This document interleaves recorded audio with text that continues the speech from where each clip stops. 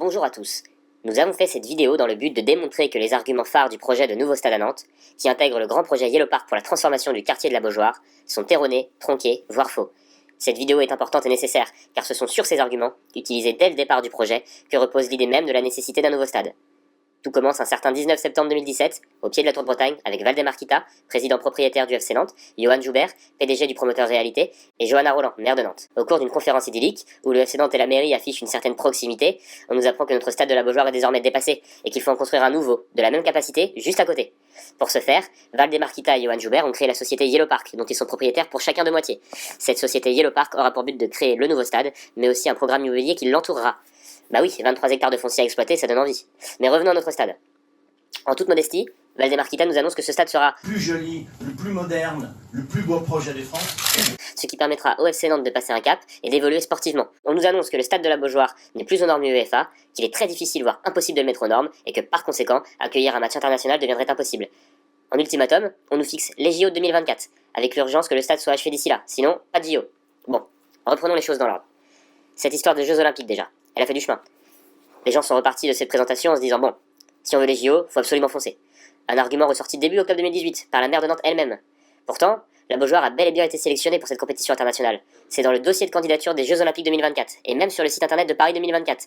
L'adjoint au maire, Pascal Bolo, a reconnu lui-même que la construction d'un nouveau stade donnerait simplement plus de chances à la ville d'être retenue. Quant à la Coupe du Monde de rugby 2023, le 17 mars 2017, le comité d'organisation a annoncé les 12 stades retenus, parmi lesquels figure le stade de la Beaujoire. Premier argument tronqué donc. Si on n'a pas le stade, on n'a pas le Jeux olympiques sur Métropole de Nantes. Si on n'a pas le stade, on n'a pas le championnat du monde du rugby. Le stade, lui, est bien aux normes UEFA. Niveau 3 plus exactement. Et quelques modifications mineures lui permettront d'atteindre le niveau 4. Bref. On en arrive au second argument. On veut que le stade soit le plus joli, le plus moderne, le plus beau projet de France. Et pour pas cher en plus. À peine plus qu'une rénovation, nous dit-on. Vous vous en rendez compte ? Un stade multifonctionnel sur un site existant pour 200 millions d'euros en prévoyant même une marge. Une véritable aubaine. Avec à la présentation un écran 360 degrés et un toit rétractable. Magnifique. Bon, rappelons juste qu'un stade comme celui de Lyon, qui est déjà à la pointe de la modernité, c'est 450 millions d'euros. Avec un coût à la place de 6 927 euros. Sur les mêmes bases, le coût du Yellow Park serait de 277 millions d'euros, contre 200 millions d'euros aujourd'hui. À capacité égale, celui de Nice, c'est 243 millions d'euros. Alors que la rénovation de Geoffroy Guichard à Saint-Etienne, c'était 58 millions d'euros. 70 millions d'euros pour celui de Lens. Rappelons juste que pour l'Euro 2016, 2 études privées et indépendantes avaient chiffré la rénovation du stade de la Beaujoire entre 40 et 67 millions d'euros, avec des travaux réalisés depuis comme l'éclairage ou les sièges. Dans le même scénario que celui proposé par la société Yellow Park, on diviserait par 2 le coût supporté par le FC Nantes. Ouais mais attends, c'est Kita qui paye, c'est Kita qui décide. Non, arrêtez avec ça. Kita ne va pas faire un cadeau de 250 millions d'euros au FC Nantes. C'est le FCN qui va supporter le financement de ce nouveau stade. En septembre 2017, on nous annonçait un loyer annuel de 4 millions d'euros, puis de 5 millions d'euros en mars 2018, versé à la société Yellow Park. Alors qu'on vous l'a dit, une rénovation diviserait ce loyer par 2, minimum.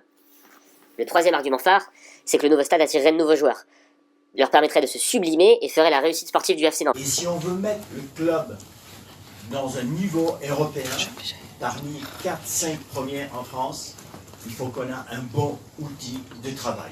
La performance sportive, on est tous convaincus qu'un nouvel outil va permettre aux joueurs de se sublimer. En d'autres termes, si on a un nouveau stade, on va réussir à gagner. Si on n'a pas de nouveau stade, c'est l'échec sportif.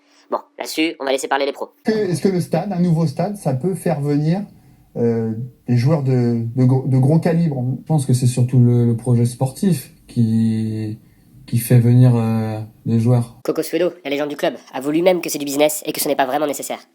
Bon, vous l'avez compris, on aurait pu parler encore longtemps des approximations dans l'argumentation, comme on aurait pu consacrer cette vidéo aux connexions nébuleuses entre la mairie de Nantes, le Parti Socialiste et le promoteur Réalité, ou encore du fait que Thierry Braillard, ancien secrétaire d'État au sport sous Hollande, soit désormais conseiller juridique de Valdemar Kita sur le projet Yellow Park. Avec tous ces éléments, la question est la suivante. À qui profite vraiment ce projet Yellow Park ? Personne n'est contre la modernisation de l'enceinte, comme personne n'est contre l'évolution du quartier. Mais le caractère privé du projet ne donne pas tous les droits à ceux qui le portent. Ce que les citoyens nantais demandent, c'est une véritable réflexion, un vrai débat, des études et projets concurrentiels sur l'avenir du quartier Beaujoire et de son stade, et non pas une concertation de dupes, comme se plaît à le dire monsieur Pascal Bolo.